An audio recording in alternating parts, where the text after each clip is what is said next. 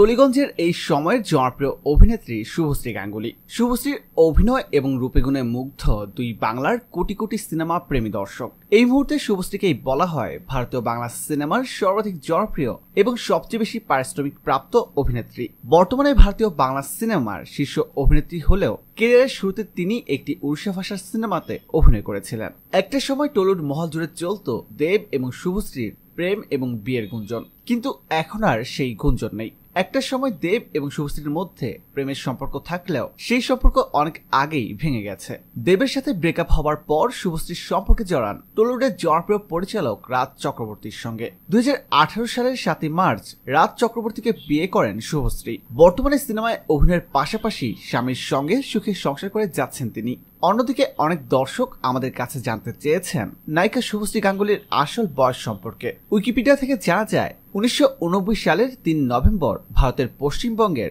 বর্ধমানে জন্মগ্রহণ করেন আজকের জনপ্রিয় নায়িকা শুভশ্রী গাঙ্গুলী এবং তার বর্তমান বয়স 29 বছর 5 মাস। প্রিয় দর্শক, শুভশ্রীর অভিনয় আপনাদের কাছে কেমন লাগে? শুভশ্রী গাঙ্গুলী কি আপনার প্রিয় নায়িকা? কমেন্ট করে জানিয়ে দিন। আর বিনোদন জগতের অজানা সব তথ্য জানতে এখনই সাবস্ক্রাইব করে রাখুন আমাদের ইউটিউব চ্যানেলে।